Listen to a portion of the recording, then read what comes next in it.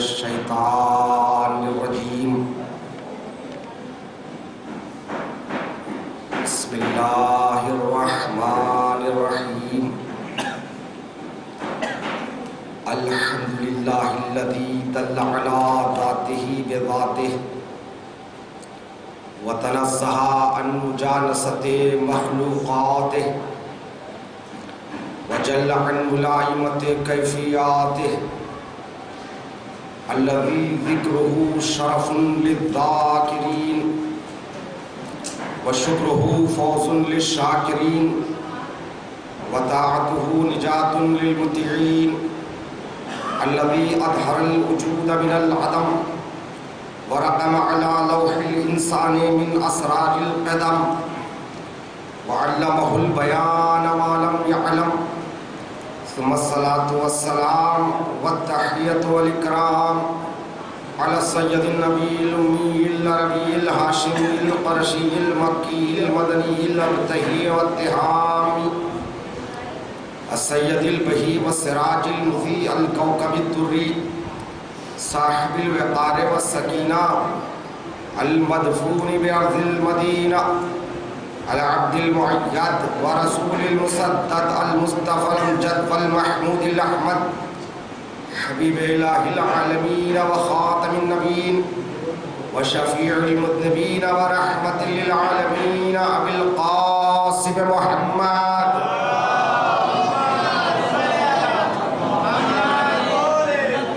وآلہ الطیبین الطاہرین المعصومین المظلومین المنتخبین الصابرین الشاکرین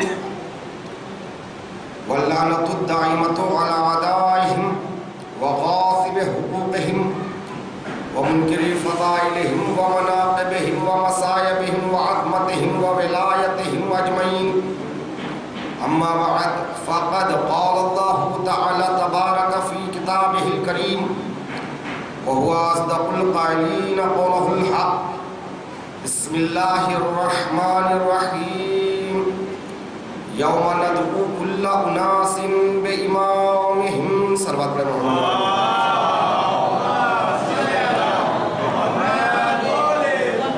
آپ حضرات سے گزارش ہے تھوڑا تھوڑا آگے آ جائے مہربانی ہوگی ایک صلوات پر محمد و آل محمد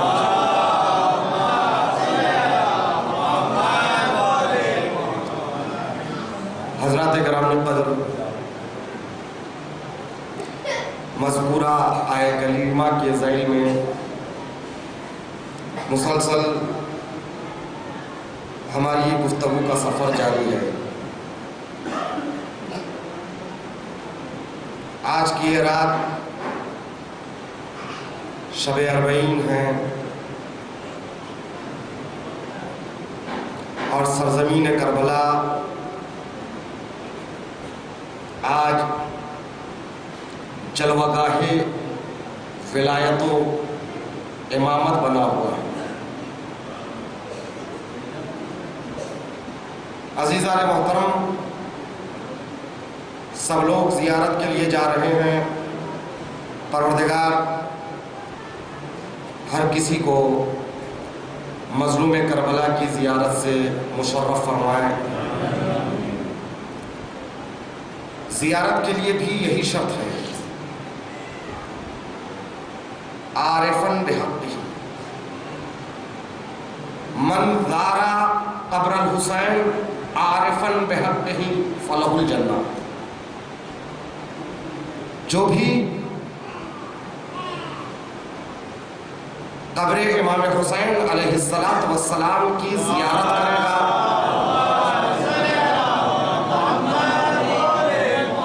ان کی معرفت کے ساتھ اس پر جنت لازم ہے۔ شرط معرفت ہے، اور ہماری گفتگو کا موضوع بھی یہی ہے،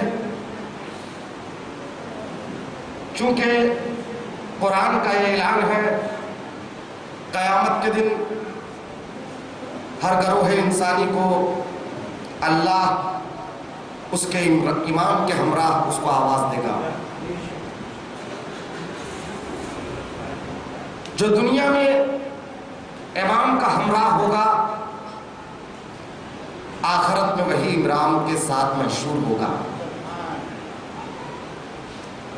اور دنیا میں امام کی ہمراہی حقیقی طور پر اسے ہی حاصل ہو سکتی ہے جس کے پاس بصیرت کی دولت ہو۔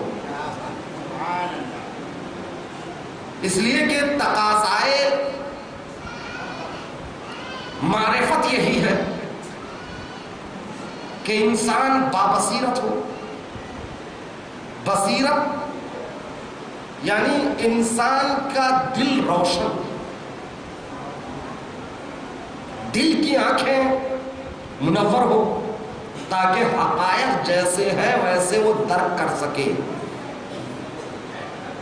کبھی کبھی ہوتا یہ ہے حقیقت کچھ اور ہوتی ہے،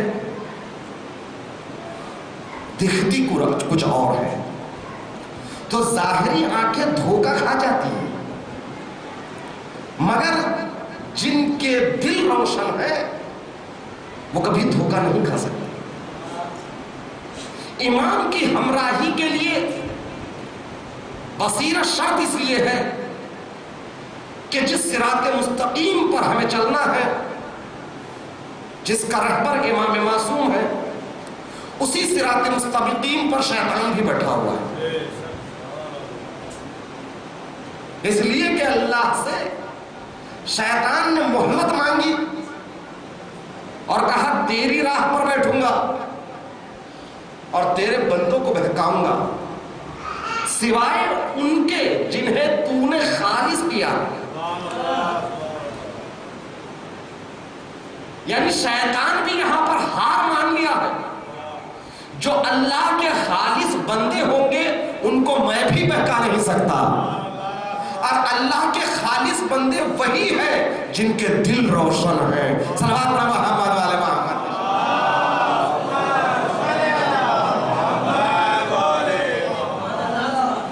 جن کے پاس بصیرت کی دولت ہے، انہیں شیاطین وقت، شیاطین جن و انس کبھی بہکا نہیں سکتے۔ وہ دنیا کی ظاہری چمک دمک کو دیکھ کر مرعوب نہیں ہو سکتے، وہ ظاہری لباس کو دیکھ کر مرعوب نہیں ہو سکتے، وہ ظاہری تقدس کو دیکھ کر مرعوب نہیں ہو سکتے، کیونکہ دل کی آنکھوں سے وہ حقائق کو دیکھتے ہیں۔ امام کی ہمراہی کے لیے شرط یہی ہے، اس لیے کہ امام ہو یا رسول، ان کا کام کیا ہے؟ امت کی رہبری کرنا، امت کو لے جانا کہاں پر؟ خدا کی طرف، حق کی طرف۔ اور امت امام کے ہمراہ، ولی کے ہمراہ، رسول کے ہمراہ اس وقت تک نہیں چل سکتی جب تک اس کے پاس بصیرت نہ ہو۔ اسی لیے سورہ یوسف میں آیت نمبر 108 ارشاد باری ہو رہا ہے، قل، اے رسول کہہ دیجئے، ہاذہی سبیلی، یہ میرا راستہ ہے، ادعو الی اللہ علی بصیرۃ انا ومن اتبعنی، اے رسول کہہ دیجئے یہی میرا راستہ ہے، یہ وہ راستہ ہے جس راستے پر میں تم کو ادعو الی اللہ، میں دعوت دے رہا ہوں، میں بلا رہا ہوں اللہ کی طرف، علی بصیرت، بصیرت کے ہمراہ، یعنی خدا کی جانب اگر جانا ہے، لقائے معبود کی چوکٹ تک پہنچنا ہے، تو حقیقی معنوں میں وہی پہنچ سکتا ہے جس کا دل روشن ہے۔ تو پہلی بات اس آیت نے ہمیں یہ بتائی ہے، جو دعوت دے رہا ہے اس کا بصیر ہونا ضروری ہے۔ رہبر اور رہنما ایسا ہو جس کے پاس بصیرت کی دولت ہو، صرف عالم ہونا کافی نہیں، عالم ہونے کے ساتھ ساتھ اس کا دل روشن ہو، بصیرت رکھتا ہو۔ اس لیے کہ اگر رہبر کے پاس بصیرت کی دولت نہ ہو تو پھر وہ رہبر خود بچ جائے گا تو امت اس کے ساتھ بہن جائے گی. ادعو الی اللہ علی بصیرہ، میں دعوت دیتا ہوں، میں بلاتا ہوں اللہ کی طرف بصیرت کے ساتھ. انا ومن اتبعنی، اور اس کام میں میں تنہا نہیں ہوں، میں بھی ہوں، اور میرے اطاعت گزار جتنے ہیں سچے متی وہ بھی بابصیر ہیں. تو حقیقی متی کون ہے؟ حقیقی متی وہی ہے جو شیعہ ہے، اور شیعہ وہی ہے جن کے پاس بصیرت کی دولت ہے. صلوات پڑھیں محمد والے محمد کی.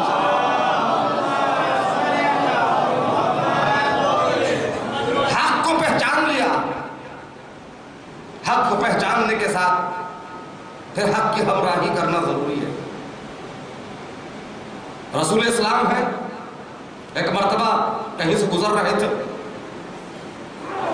ایک گھوڑا پسند آیا. ایک اعرابی کے پاس گھوڑا تھا. رسول اسلام نے فرمایا ٹھیک ہے، کیا تو یہ گھوڑے کو بیچے گا؟ اس نے فرمایا ہاں میں بیچنے کے لیے کھڑا ہوں. کہا میں خرید لوں گا. پیسے دیے، جتنے درہم جتنے دینار معین اس نے کیا تھا. رسول اسلام نے گھوڑے کو خرید لیا، پیسہ اس کو دیا، گھوڑا خود لے لیا. اور اس کے بعد کوئی وہاں پر نہیں تھا. گھوڑا دینے کے بعد وہ کہنے لگا پیسے لائیے. رسول نے کہا کہ میں نے پیسے دے دیے، میں نے پیسے دیے. عربی کہتا ہے کوئی گواہ؟ آپ کے پاس کوئی گواہ ہے؟ کسی نے دیکھا؟ توجہ چاہتا ہوں میرے عزیز، رسول کسے گواہی میں لایا؟ وہاں کوئی نہیں تھا. گھوڑا لیا اور اس کی قیمت چکا دی. گھوڑا تو رسول کے ہاتھوں میں نظر آ رہا ہے مگر اس نے پیسے چکا لی. اور اس کے بعد کہہ رہا ہے کہ آپ نے پیسے نہیں دیے، آپ میرے مقروض ہیں، پیسے دیجیے. کہا میں نے پیسے دیے، قیمت چکا دی. کہا کوئی گواہی لائیے. حذیفہ ابن ثابت انصاری جو رسول کے وہ بصیرت صحابی ہے، وہ آ رہے تھے. ان کا ایک لقب ہے ذو شہادتین. شہادت کہتے ہیں عربی میں گواہی کو. ذو شہادتین یعنی دو گواہی والے. یہ لقب اس لیے پڑا اسی واقعے کی بنا پر ان کا لقب ذو شہادتین پڑا ہے. کیوں؟ جب وہ قریب آئے کہ کیا بات ہے، اس عربی نے کہا میں نے ان کو گھوڑا بیچا، گھوڑا ان کے ہاتھوں میں ہے مگر انہوں نے قیمت نہیں چکائی. حذیفہ رسول کو دیکھنے لگے. رسول نے کہا میں نے قیمت چکا دی. حذیفہ کہنے لگے میں گواہی دیتا ہوں رسول نے قیمت چکا دی. وہ جو چاہتا ہوں میرے عزیز، میں گواہی دیتا ہوں کہ رسول نے قیمت چکا دی. رسول اسلام حذیفہ کو دیکھنے لگے. یہ بتاؤ تم تو نہیں تھے اس وقت، تم کیسی گواہی دے رہے ہو؟ تم کیسے گواہ بن سکتے؟ تو صحابی رسول یہ کہنے لگے یا رسول اللہ، جو شریعت کو وہاں سے یہاں لانے تک صادق ہے،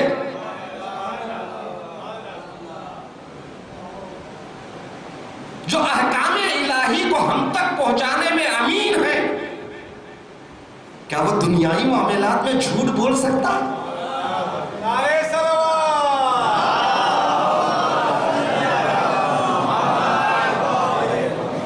آپ نے کہہ دیا کہ میں نے قیمت چکا دی تو چکا دی، میں گواہی دیتا.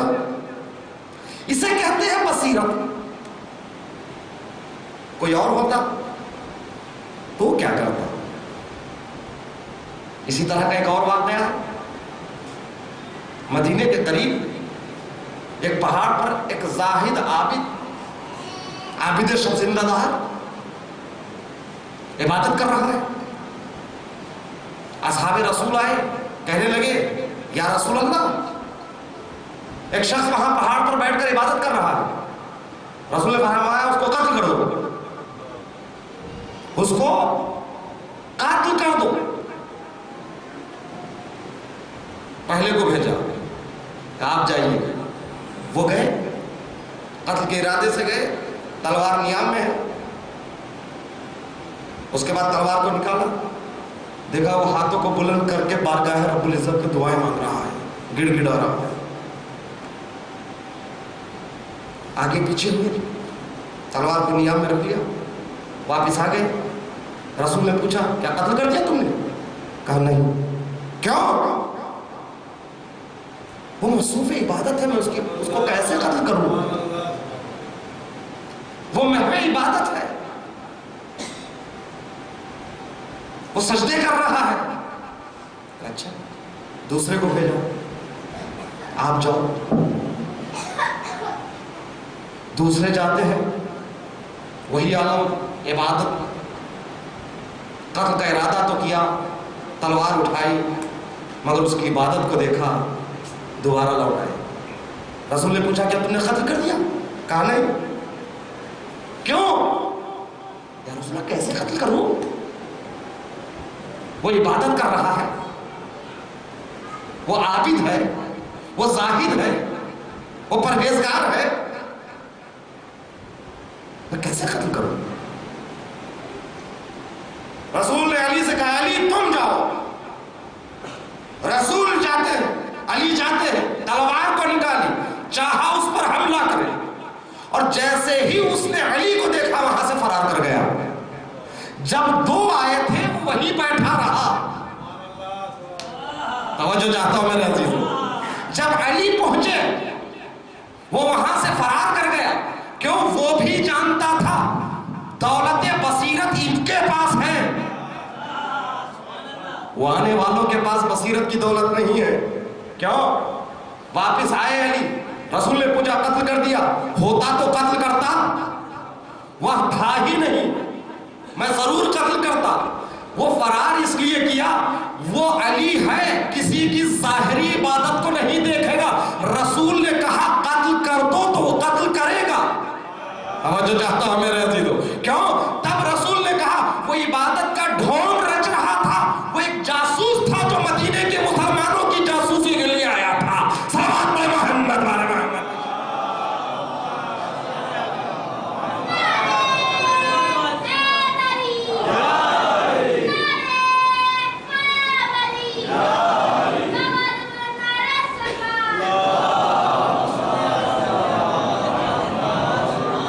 توجہ چاہتا ہوں میرے عزیزوں, ہمارا مسئلہ, ہمارا پرابلم اور ہماری مشکل یہی ہے, ہم مانتے ہیں لیکن وہ دولت نہیں ہے. کل یا پرسوں کی مجلس میں نے عرض کیا, ظاہری تقدسات کو دیکھ کر ہم پیچھے ہٹ جاتے ہیں.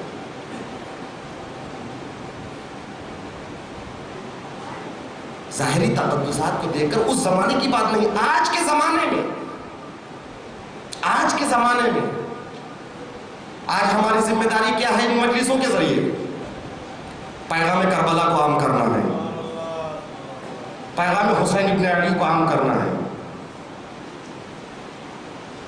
عزیزان محترم, مسجدوں کے ہوتے ہوئے عزاخانوں کا وجود میں آنا صرف اسی لیے ہے, مسجد میں غیر مسلم نہیں آ سکتا,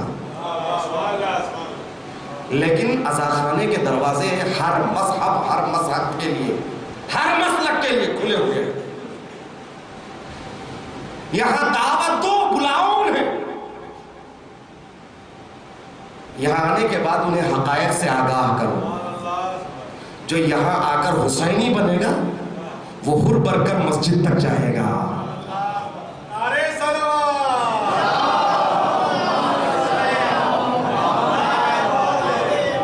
کربلا آج بھی ہے حسین ابن علی کی مجلس کی صورت میں.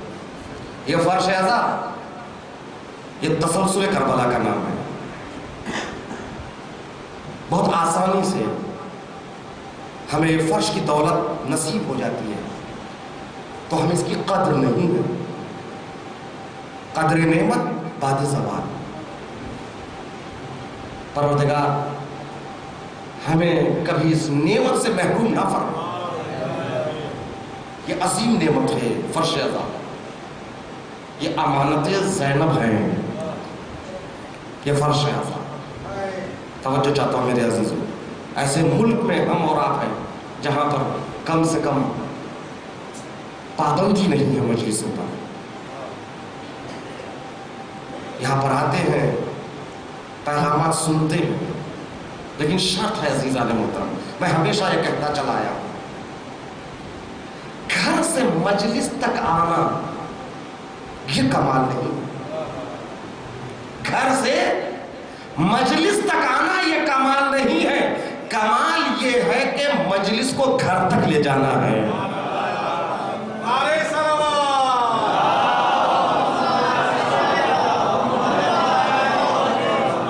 جہاں مجلسوں کو ہم گھر تک لے جائیں گے تب جا کر معاشرہ حسینی بنے گا، تب جا کر معاشرہ عاشورائی بنے گا. آئے سنے اور چلے گئے بے فائدہ. یہاں آنا اسی لیے حر بن کے آنا ہے، حر دلاور بن کے جانا ہے. فرش عطا کی دولت کو سمجھیے. اور شرط یہ ہے گھر تک مجلس لے جانے کے لیے ایسے خطیب، ایسے علماء کو منبر پر دعوت دینا پڑے گا جو ہمیں کچھ عطا کر سکے، حسینی پیغام دے سکے. اور یہ وہی انسان طے کر سکتا ہے جس کے پاس بصیرت کی دولت ہے. ورنہ آج کا زمانہ یہ ہے، میں نے اکثر دیکھا ہے اور کلکتہ میں بھی میں نے اس بات کو پیش کیا، ہوتا یہ ہے کہ ایک عالم قوم کا درد رکھنے والا منبر پہ آتا ہے، اصلاحی بیانات کو پیش کرتا ہے اور لوگ توجہ کے ساتھ سنتے ہیں اور داد دیتے ہیں. مگر اس کے بعد دوسرا اشرا کوئی ایسا خطیب آ جاتا ہے جو لفاظ ہے، صرف حقیقت دین سے ناآگاہ ہے، لفظوں سے بازیگری کرتا ہے، اسے بھی خوب داد ملتی ہے. مجمع وہی ہے، خطیب بدلا، اس کو بھی داد ملی. جس نے حقائق کو پیش کیا اسے بھی داد مل رہی ہے جو دین کو پائمال کر رہا ہے. ایسا کیوں ہے؟ سمجھ میں نہیں آتا آنے والا خطیب مجمع کو بیوقوف بنا رہا ہے یا مجمع خطیبوں کو بیوقوف بنا رہا ہے. ایسا اس لیے ہے کہ بصیرت کی دولت نہیں ہے. آج ہماری پریشانی یہ ہے بھائی، کربلا کو ثابت کرنے کے لیے، کربلا کی حقانیت کو عام کرنے کے لیے خود کربلا کافی ہے. حقانیت کربلا کو ثابت کرنے کے لیے کسی اور دلیل کی ضرورت نہیں ہے. کیا یہ ضرورت ہے حقانیت کربلا کو ثابت کرنے کے لیے میں جھوٹی دلیلوں کو پیش کروں؟ حقانیت کربلا ثابت کرنے کے لیے میں ان جھوٹی باتوں کو منبر رسول سے، جو صادق و امین کا منبر ہے، وہاں سے سناؤں؟ یہ کہوں کہ نیپال میں اتنے لوگ ماتم کیے اور مر گئے، صبح ہو کر زندہ ہو کر اپنے اپنے گھروں کو چلے گئے، مجمع نعرہ لگا رہا، نیپال کی بات جھوٹی ثابت ہو گئی. مگر اتنے بے بصیر لوگ ہیں، کچھ لوگ ابھی بھی تائید کر رہے ہیں. ایسے بے ضمیر مردہ ضمیر افراد جب منبر پر آ کر حقانیت کربلا کو جھوٹی دلیلوں سے ثابت کرنے کی کوشش کریں گے تو سامنے والا یہ کہے گا آج کی بات کس پہ محض ایک جھوٹی چیز کو دلیل بنا کر جب یہ آج منبر سے سنا سکتے ہیں تو اس کا مطلب 1400 سال پہلے کیا ہوا کس نے دیکھا؟ گویا سب کچھ جھوٹ بول رہے ہیں۔ تو عزیزان محترم، ان سے بڑا کوئی مقصر نہیں ہے، اس لیے کہ کربلا کو ثابت کرنے کے لیے کسی اور دلیل کی ضرورت نہیں ہے۔ فارسی کا محاورہ ہے آفتاب آمد دلیل آفتاب، آفتاب کا آ جانا ہی آفتاب کے وجود پر دلیل ہے۔ کربلا کے لیے خود دلیل ہے۔ سلام علیہ محمد علیہ محمد۔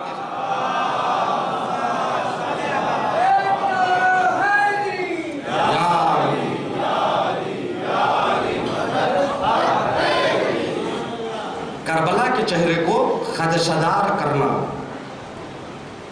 یہ ذاکر اور خطیب اہل بیت کے روپ میں منبروں پر یہ آنے والے لوگ معترض ہونے سے ڈرتے اس لیے ہے کہ میں ذاکر ہے، خطیب ہے، اسی تقدس کی وجہ سے تو بہت سے لوگوں نے علی کے گردن پر صفین کے میدان میں تلوار کو رکھ دیا، ادھر نیزوں پر قرآن بلند ہے، کیسے ہم لوگ تیر چلائیں؟ علی کہہ رہے تیر چلاؤ۔ توجہ چاہتا ہوں میرے، جنگ جنگمل میں نام پر اصحاب رسول کو جب ادھر دیکھا، یہ لڑنے سے انکار کر دیا، یعنی ہم نہیں لڑیں گے۔ کیوں؟ ادھر لا الہ الا اللہ کے پرچم ہے، ادھر بھی عبادتیں ہیں، ہم کیسے ان کے مقابل میں جائیں گے؟ علی کی ہمراہی، امام کی ہمراہی، رہبر حق کی ہمراہی اسی وقت ممکن ہے جب اس کا دل روشن ہو، وہ بابصیرت ہو۔ بصیرت اگر نہ ہو تو پھر انسان امام کے ہمراہ چل نہیں سکتا۔ آج بھی غیبت کے زمانے میں ہم امام کے ہمراہ چلنا ہے تو ظاہری تقدسات کو دیکھ کر گرفتار نہ ہو جانا۔ جس طرح جمل کے میدان میں لوگوں نے ادھر عالم دیکھا، لا الہ الا اللہ لکھے ہوئے ہیں، لڑنے سے انکار کر دیا، ہم کیا ان کو مارے؟ یہ بھی مسلمان ہیں۔ اسی طرح آج کے دور میں بھی ایسے تقدسات کے جو نقاب چہرے پر ڈال کر آ رہے ہیں، بصیرت کی نگاہوں سے دیکھو اور ان کو پہچانو اور ان کے تقدس کے نقابوں کو نوچ دو اور ان کو منبروں پہ آنے سے روک دو۔ لیکن ہوتا برعکس ہے، بجائے کہ ہم سب مل کر بصیرت سے کام لیتے ہوئے انہیں منبروں پہ آنے سے روکے، وہ اپنے گنڈوں کو لے کر ہم جیسوں کو منبروں پہ آنے سے روک رہے ہیں۔ بے بصیرتی کا عالم یہ، اس کے بعد پھر دعا یہ ہے پروردگار جلد سے جلد امام زمانہ کا ظہور کر دے۔ آواز بلند صلوات پڑھے محمد آل محمد۔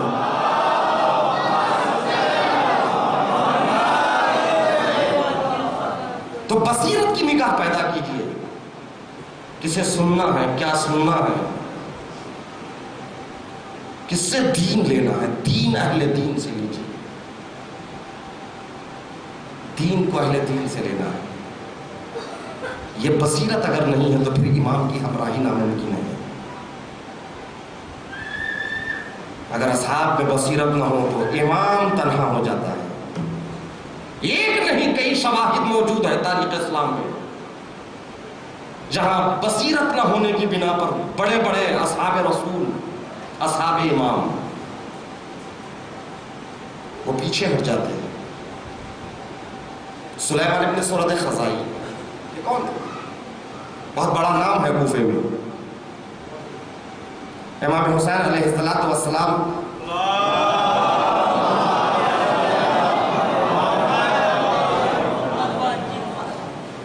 مثلی لا یبایع مثلہ، مجھ جیسا یزید جیسے کی بیعت نہیں کر سکتا، یہ کہہ کر جب مدینے سے نکلے، جوان تشریف فرما ہے، ان کے علم میں اضافے کے لیے عرض کر رہا ہوں، بزرگ تو جانتے ہیں، آپ جانتے ہیں امام حسین مکہ کب پہنچے؟ 4 یا 5 شعبان کو، 28 کو نکلے، 4 یا 5 شعبان کو مدینے سے مکہ پہنچے، یعنی کتنے دن کا سفر؟ 7-8 دن کا سفر، 6-7 دن کا سفر۔ اور مکے میں کتنے دن تھے؟ مدینے سے نکل کر کربلا نہیں گئے، مکہ آئے۔ مکے میں امام حسین 4 مہینے تھے، شعبان کا مہینہ، رمضان کا مہینہ، شوال کا مہینہ، رمضان کا مہینہ، شوال کا مہینہ، ذی قعدہ، ذی حجہ کے تقریباً 8 تاریخ کو مکے سے نکلے۔ 4 مہینے امام حسین مکے میں رہے۔ جب امام حسین مکہ پہنچے، یہاں پر بھی بصیرت دیکھیے، ہر آدمی حسین کو روک رہا تھا، آقا نہ جائے۔ دشمن بھی روک رہا تھا، دوست بھی روک رہے تھے۔ دشمن جیسے مروان بھی آیا، یہ کہنے لگا انی ناصح لک، اے حسین میں آپ کو نصیحت کرنا چاہتا ہوں۔ محمد ابن حنفیہ بھی آئے، عبداللہ ابن عباس بھی آئے، عبداللہ ابن عمر، عبداللہ ابن زبیر، ان سب نے حسین کو روکا، مشورہ دیا، مگر تاریخ کے بین السطور مجھے کہیں نہیں ملا کہ عباس نے حسین کو کوئی مشورہ دیا ہو۔ کیوں؟ اسی لیے تو امام صادق نے فرمایا نافذ البصیرہ، میرے چچا عباس بصیرت کے کوہ بصیرت پر فائز تھے۔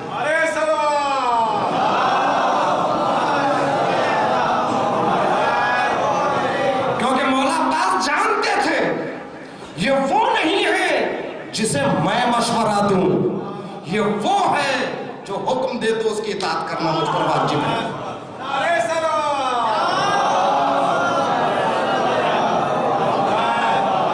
اسی لیے تو امام صادق علیہ السلام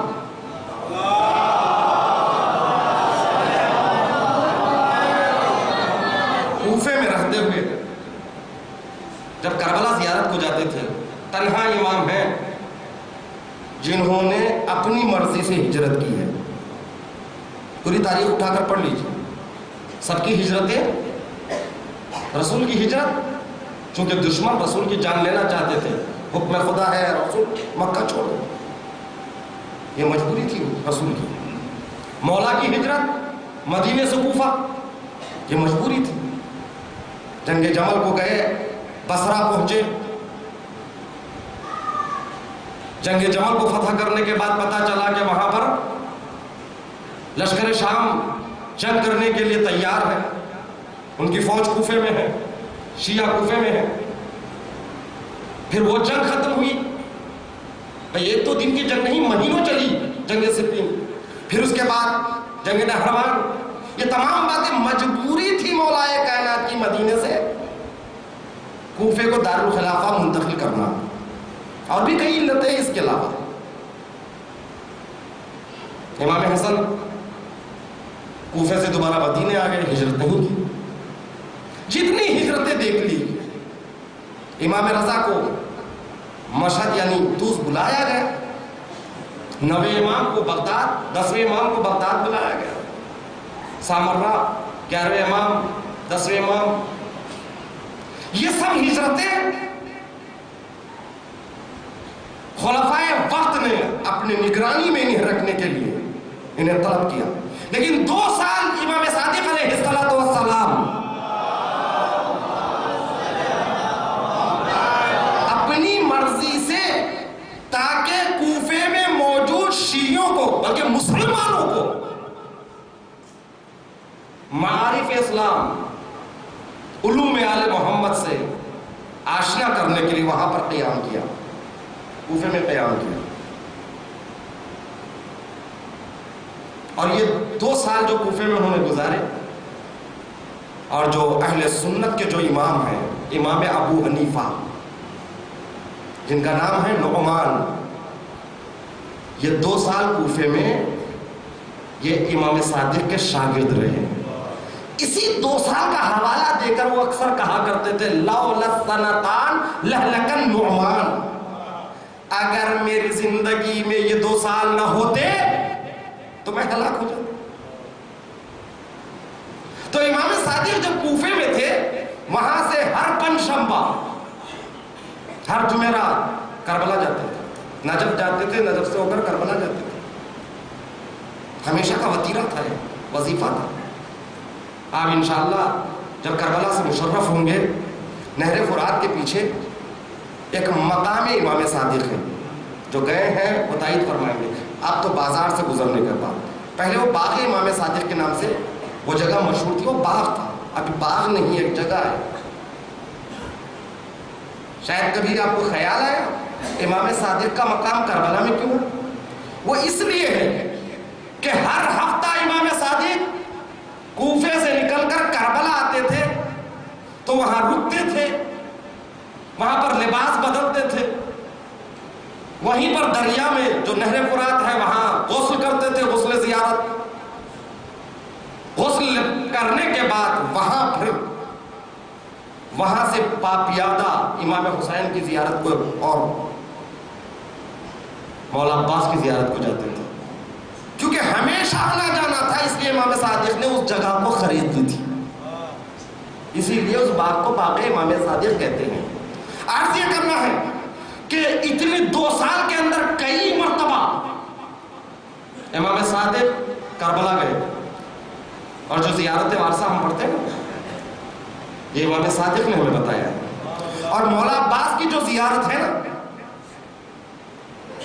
جو ہم مولا عباس کے روضے پر جا کر پڑھتے ہیں، یہ وہی زیارت ہے جو امام صادق وہاں جا کر عباس کے لیے پڑھا کرتے تھے، اور اس زیارت کے جملے یہ ہیں: السلام علیک ایھا العبد الصالح، اللہ اکبر، سلام ہو تجھ پر اے عبد صالح، المطیع للہ ولرسول ولامیر المومنین والحسن والحسین، اللہ اکبر۔ یعنی عباس کی شخصیت کو نگاہ عصمت نے جب دیکھا، عباس وہ ہے کبھی حسین کو مشورہ نہیں دیا بلکہ حکم امام پر ہمیشہ عمل کیا۔ جب نگاہ عصمت نے کردار عباس کو دیکھا تو سلام کر کے کہا: مطیع خدا پر سلام، مطیع رسول پر سلام، مطیع علی پر سلام، مطیع حسن پر سلام، مطیع حسین پر سلام، صلاۃ علی محمد علی محمد کی جائے۔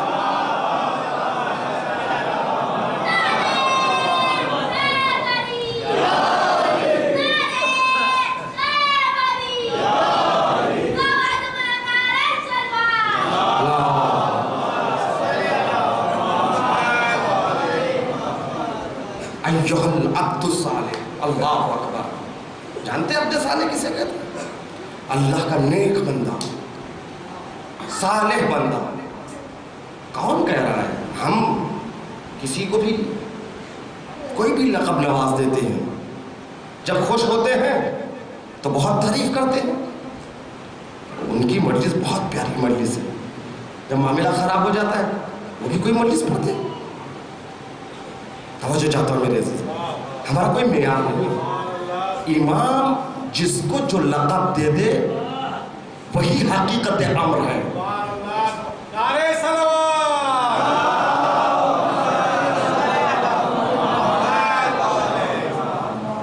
حقیقت اس کی وہی ہے جو امام نے کہا۔ عبد صالح کون؟ عباس ہے، عبد صالح عباس ہے۔ اور جانتے ہیں عبد صالح کا مقام کیا ہے، مرتبہ کیا ہے؟ عبادتوں میں سب سے بافضیلت عبادت کون سی ہے؟ نماز۔ ان قبلت قبل ما سوا، ان ردت رد ما سوا۔ اگر یہ قبول تو تمام اعمال قبول، اگر یہ رد تو تمام اعمال رد۔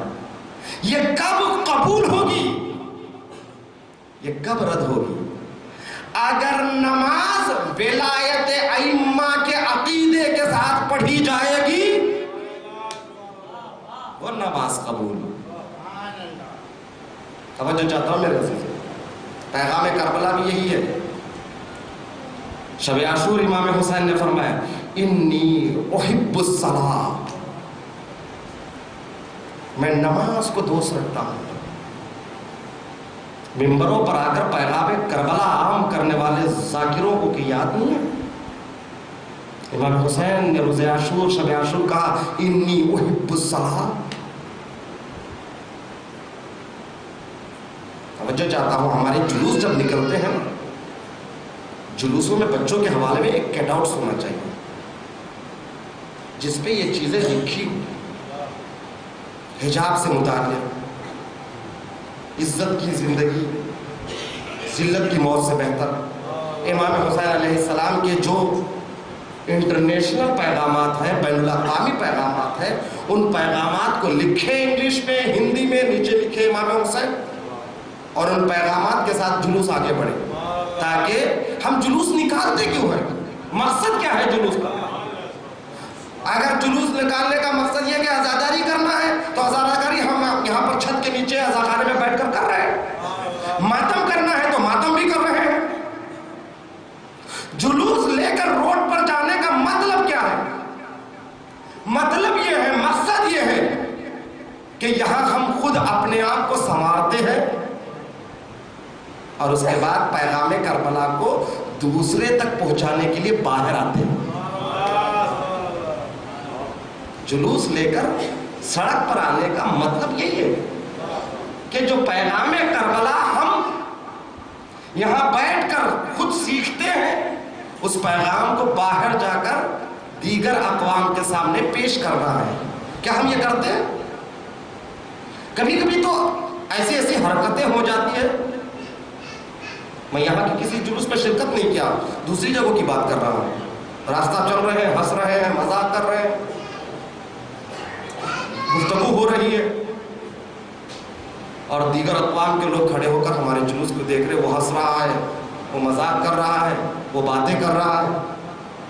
عزیزان محترم، عزاداری اور پیغام کربلا کو ہم دیگر لوگوں تک پہنچا سکتے ہیں تو پھر جلوس لے کر سڑکوں پر آؤ، ورنہ بہتر ہے یہیں بیٹھ کر ہم ماتم کر لیں۔ صلوات پڑھے محمد والے محمد کی۔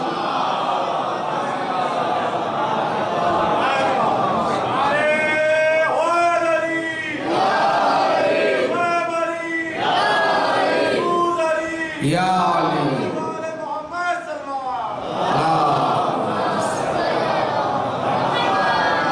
توجہ چاہتا ہوں میرے عزیزوں، میں بات کہیں سے کہیں نکل گئی، میں عرض یہ کر رہا تھا کہ ہم کو پیغام کربلا کو اہم کرنا ہے۔ امام حسین کے وہ اقوال جو بین الاقوامی ہے، جو سب کے لیے ہے، ان اقوال کو پیش کریں، بتائے حسین کون ہے۔ تو میں عرض یہ کر رہا تھا، عبادتوں میں سب سے اہم عبادت نماز، اور نماز کی تکمیل کس پہ ہے؟ سلام پر۔ جب تکمیل نماز کے مرحلے سے ہم گزرتے ہیں تو سلام میں کیا کہتے ہیں؟ السلام علینا۔ ہم نماز گزاروں پر، پہلے ہم نماز گزار بنے، نماز پڑھنے سے نماز گزار نہیں بن سکتے۔ اگر نماز پڑھنے والے کو نماز گزار کہا جا سکتا ہے تو روز عاشور ابو ثمامہ سادابی وقت ظہر امام حسین کے پاس آ کر وقت نماز کو یاد دلاتا ہے تو امام یہ نہ کہتے اللہم جعلکا من المصلین الذاکرین، پروردگار تجھے نماز گزاروں میں شمار کرے۔ نماز پڑھ لینا اور ہے، نماز گزاروں کی فہرست میں نام لکھوانا اور ہے۔ السلام علینا، ہم نماز گزاروں پر سلام، وعلی عباد اللہ الصالحین، اور اللہ کے صالح بندوں پر سلام۔ نماز کس کی عبادت ہے؟ اللہ کی عبادت ہے۔ نماز کون سی عبادت ہے؟ افضل ترین عبادت ہے۔ نماز کیسی عبادت ہے؟ ان قبلت قبل ما سوا، اگر یہ قبول تو تمام اعمال قبول۔ ایسی اہم عبادت کی تکمیل ہے سلام، اور سلام کے آپ کس کو سلام کرتے ہیں؟ عباد اللہ الصالحین۔ عبد صالح پر سلام، مجھے نہیں پتا وہ عبد صالح کون ہے، امام صادق روضہ عباس پر کھڑے ہو کر مجھے بتا رہے السلام علیکہ ایھا العبد الصالح، اے عباس تم عبد صالح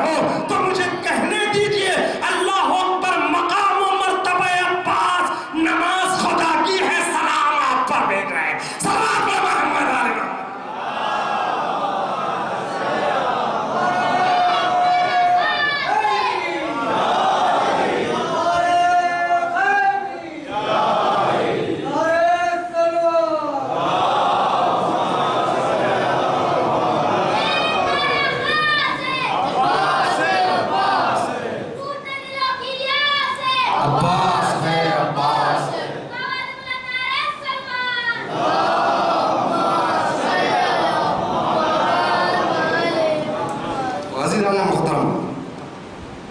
इस मकाम तक अब्बास पहुंचे, बसीरत, अल्लाह अकबर, इसे कहते हैं बसीरत। इमाम ने कह दिया तो वो करना है। बात निकली थी सुलेमान इब्न सुरद खज़ाई की। सुलेमान बात यहां तक पहुंची थी, मक्के तक इमाम हुसैन पहुंचे। 4 महीने मक्के में रहे। 10 माह रमजान तक कोई खत कूफे से नहीं आया। लहूफ की रिवायत के मुताबिक पहला खत जो आया वो 10 माह रमजान को आया, और उसके बाद 14-15 तक मुसलसल खत आते रहे। 10,000 खत आए, और तमाम खतों में क्या लिखा था? यही लिखा था, आका आप चले आइए, वमा अलैनल इमाम, हम पर कोई इमाम नहीं है, हमारा कोई पेशवा नहीं है, हमारा कोई रहबर नहीं है। फअक़बिल इलैना, इमाम हमारी तरफ चले आइए। लअल्लल्लाहु अन यजमअना बिका अलल हुदा वल हक़, उम्मीद है कि परवरदिगार आलम आपके वसीले से, आपकी बरकत से हम सबको हक़ व हिदायत पर जमा कर दे। ये खुतूत के मफ़हूम है, और बाज़ खत कोई तबरी में मौजूद है, मक़तल ख़वारज़ी में भी बाज़ खुतूत का तज़किरा है। उसमें अलग अलग लोगों ने अलग अलग अंदाज से खत लिखे। किसी लिखा, आका आ जाइए, फल पक चुके हैं, नहरें जारी, पूरा ज़ाब है, हरियाली है चारों तरफ, ये फल आपके इंतज़ार में है, माहौल आपके इंतज़ार में, आप चले आइए, फ़क़बल लेना। शबस इब्न रबी, जुबैदी और इस तरह के कुछ लोग, इन्होंने भी अलग खत लिखा, आका आइए, इमाम को बुला रहे हैं। इन्होंने जो खत लिखा ना, ये करबला में कहाँ थे जानते हैं? ये शबस इब्न रबी और उनके साथी, ये करबला में इनकी ड्यूटी थी फुरात पर, लश्कर यजीद में, खैबर हुसैन तक पानी न जाने पाए।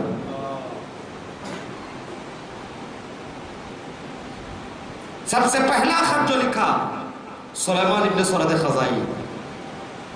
सुलेमान इब्न सुरद खज़ाई खवास में थे, मक्के के कूफे के खवास में थे। खवास कहते किसे?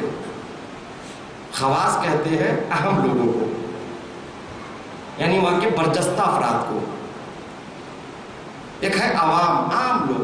खवास कहते हैं खुसूसी अफराद, मनसब की बिना पर, खानदानी वजाहत की बिना पर, या किसी भी बिना पर उनको एक इम्तियाज हासिल होता था।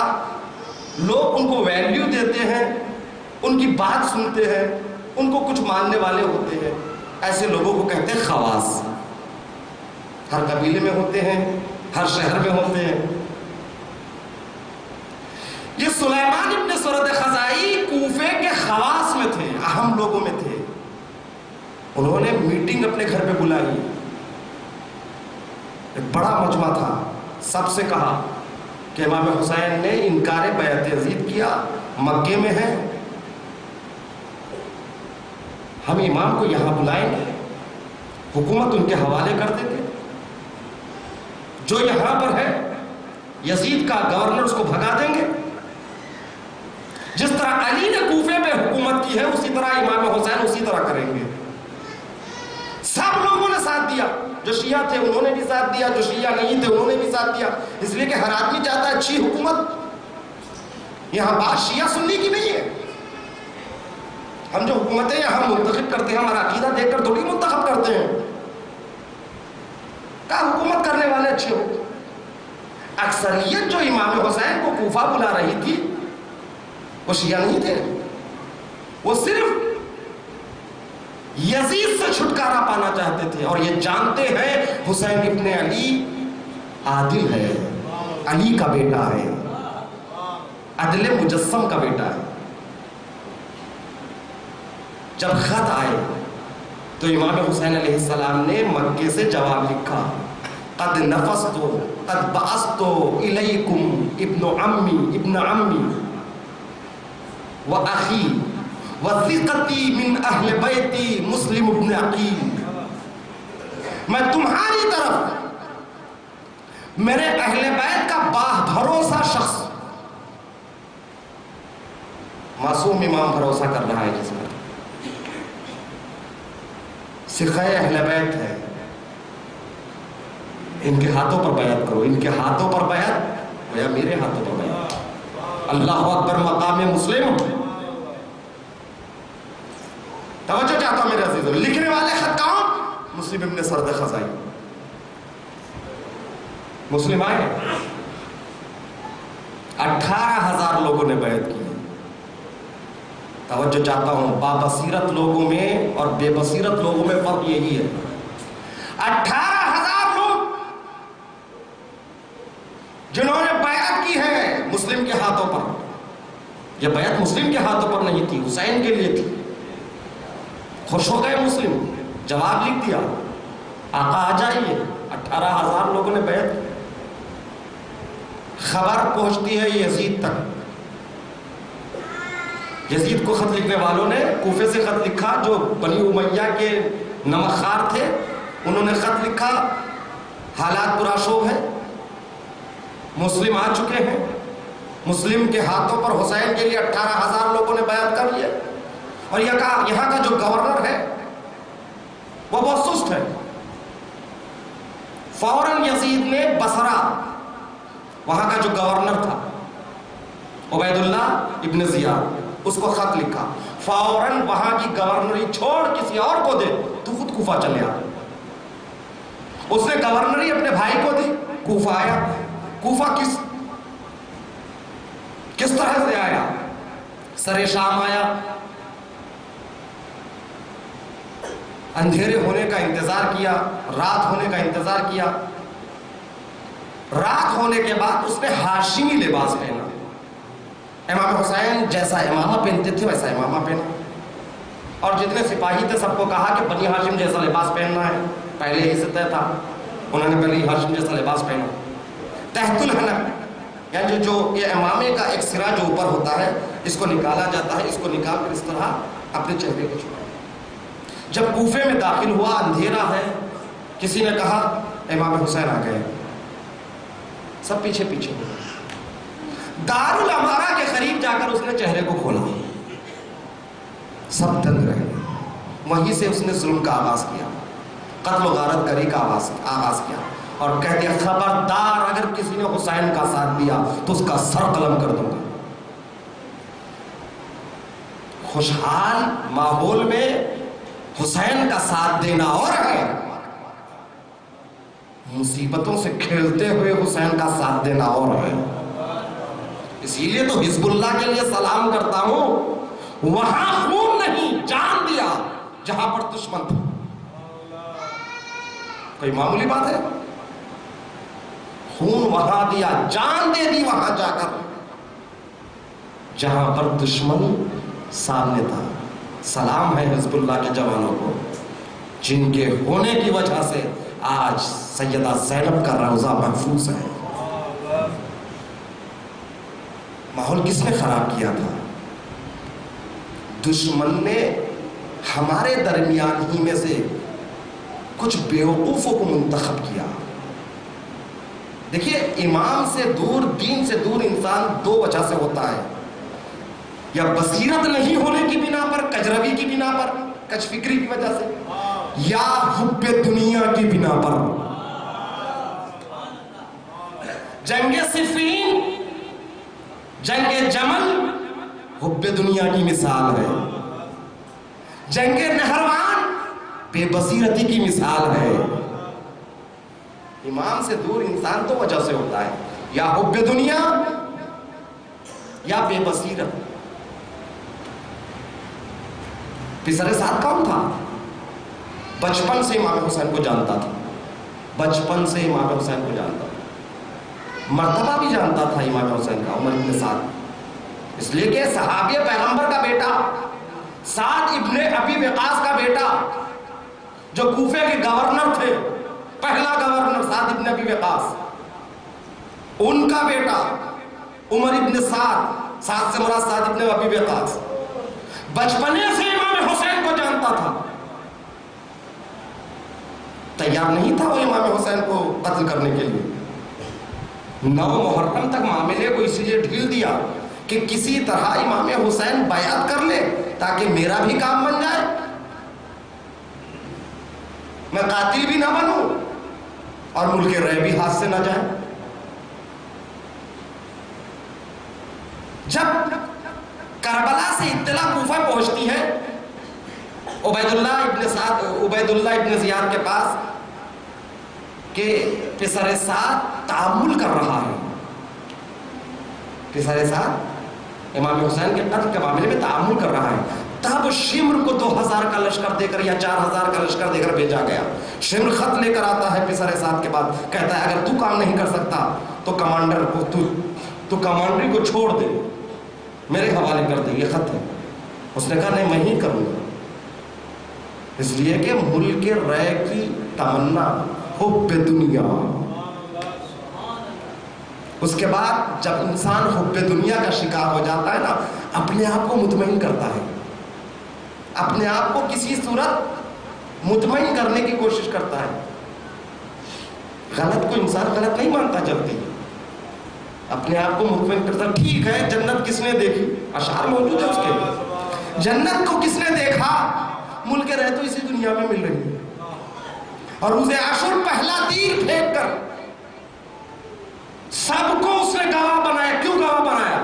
اس لیے کہ کل کے دن کوئی یہ نہ کہے دربار ابن زیاد میں پسر سعد نے کوتاہی کی، گواہ رہو پہلا تیر میں پھینک رہا ہوں۔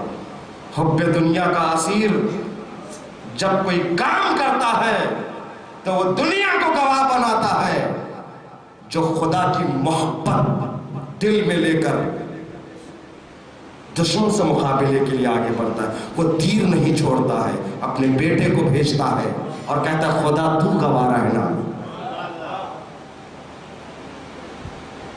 عزیزان محترم، وقت ہو چکا ہے، 2 باتیں اور پھر ختم کر رہا ہوں، شب اربعین ہے، بات ادھوری نہ ہو جائے۔ یہی سلیم نعمان ابن سرد خزائی،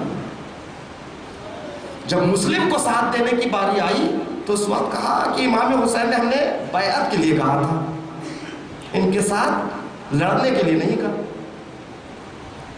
مسلم کہہ رہے ساتھ دو، یہ تو جاننا چاہیے امام حسین نے مسلم کے لیے کیا لکھا، ثقۃ من اہل بیتی،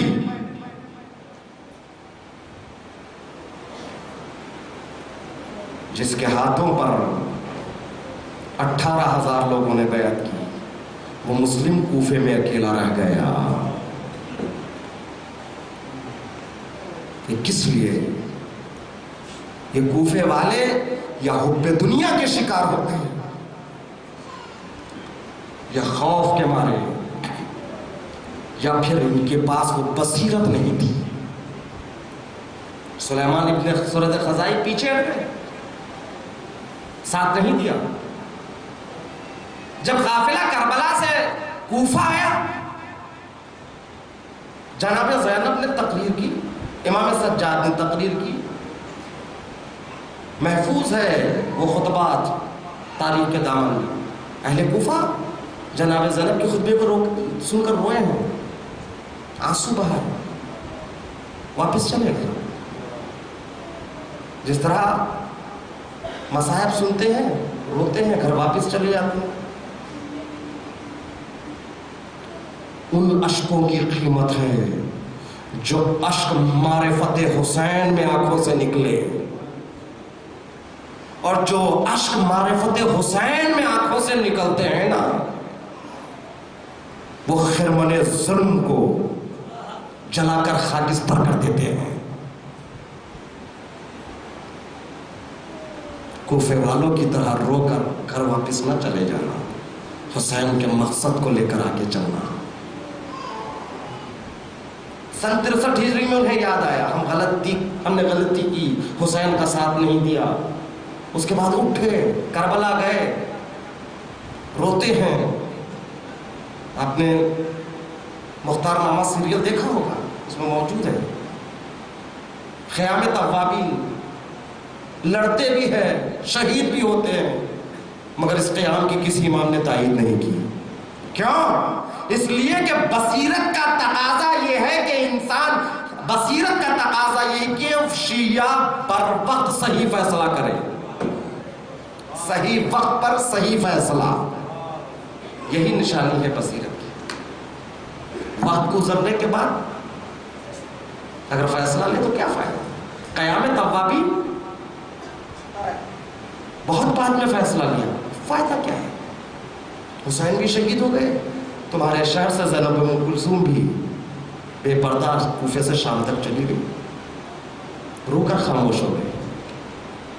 عزیزان محترم، یہ رونا، روتے ہوئے زینب کے روزوں کو بچانے والے حزب اللہ کو میرا سلام، نصر اللہ کو میرا سلام. آج شیعت میں انہی کے خلاف پروپیگنڈے ہو رہے ہیں. جانیے، جنہوں نے سیدہ زینب کے روزے کی حفاظت کی، جانیں دی ہیں، لبیک یا زینب کے نعرے لگائے، اس زینب کے روزے کو بچایا جو زینب شام سے آج کے دن کربلا آ رہی ہے.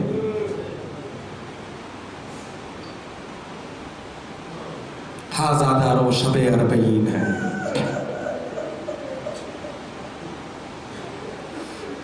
رونے کے لیے آمادہ ہو جائیے. میں نے کل کی مجلس میں عرض کیا تھا، شہادت جناب سکینہ کے بعد شام میں انقلاب برپا ہو گیا. عجیب شہادت ہے سکینہ کی. وہ بچی جو سلاخوں کے پیچھے بیٹھ کر اڑتے ہوئے پرندوں کو دیکھتی تھی اور پھوپھی زینب سے پوچھتی تھی، پھوپھی اماں یہ پرندے کہاں جا رہے ہیں؟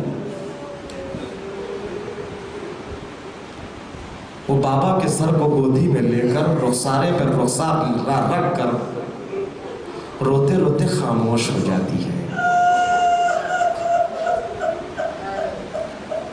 اللہ اکبر.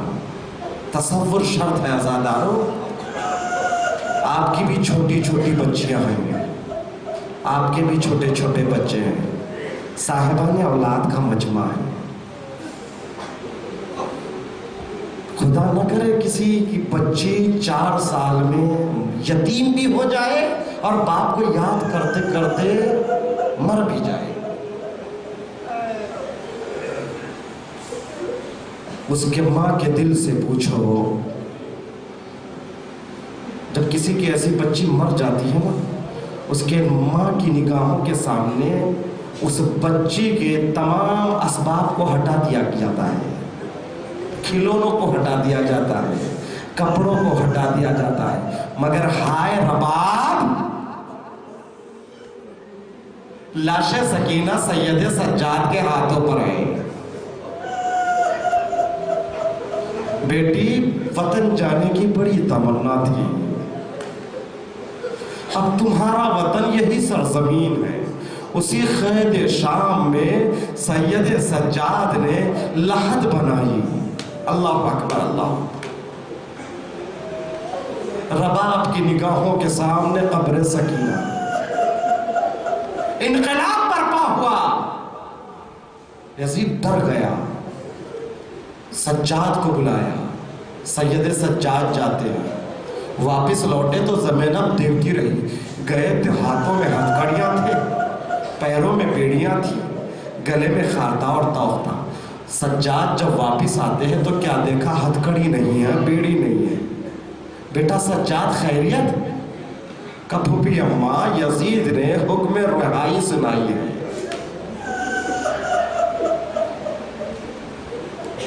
اور مجھ سے کہا ہے یزید نے، اے سید سجاد اگر تم چاہنا چاہتے ہو تو مدینہ واپس جا سکتے ہو، تمہارا ارادہ کیا ہے؟ پھوپھی اماں بتاؤ کیا کرنا ہے؟ زینب نے کہا بیٹا سجاد جب سے بھیا شہید ہوا میں نے بھیا کا ماتم نہیں کیا۔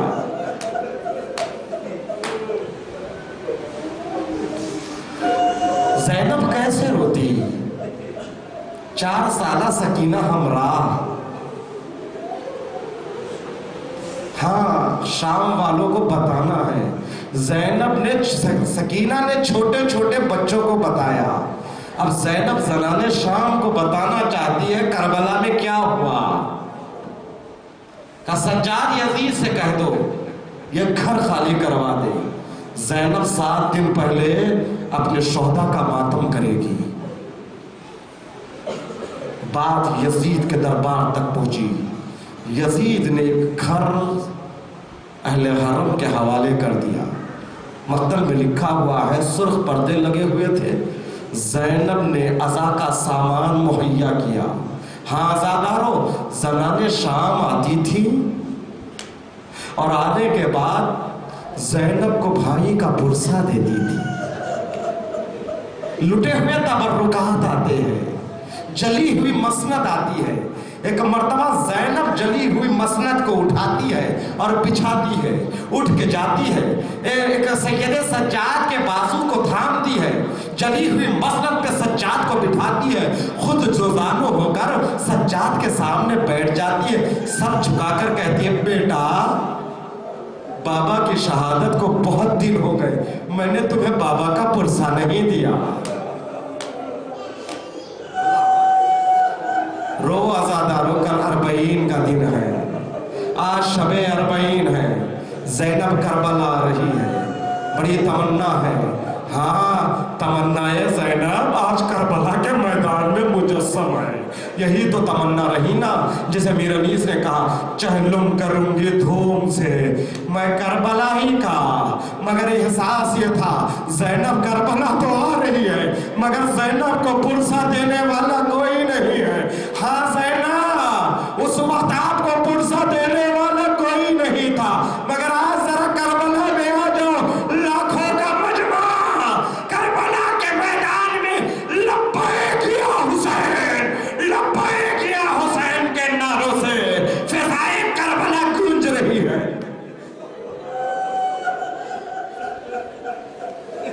اللہ اکبر۔ روئیے عزادار چند جملے انشاءاللہ کل صبح در جو مجلس ہے اس میں مصائب 40 کے پڑھوں گا، چند جملے آج سن لیجئے۔ زینب ہے، 7 دن تک زینب زنان مصر کو کربلا میں جو کچھ گزرا وہ مصائب سنا رہی ہے، کبھی قبر کے مصائب، کبھی اصغر کے مصائب۔ اللہ اکبر۔ لوٹے ہوئے تبرکات آتے ہیں، سرحائے شہداء آتے ہیں، جب سرحائے شہداء آئے تو ہر بی بی نے پڑھ کر اپنے عزیز کے سر کو گودی میں لیا، فروہ نے قاسم کا سر لیا، رباب نے اصغر کا سر لیا، ہر بی بی نے اپنے عزیز کے سر کو گودی میں لے لیا، مگر زنان مصر نے دیکھا 2 سر ایسے تھے جن کا کوئی اٹھانے والا نہیں تھا۔ ایک بی بی کھڑے ہوتی ہے، آواز دیتی ہے کیا ان دونوں کی ماں نہیں ہے؟ اللہ اکبر۔ زینب کھڑی ہوتی ہے، کہتی ہے بی بیو ایسا نہ کہنا، ان کی ماں زینب زندہ ہے مگر ان پہ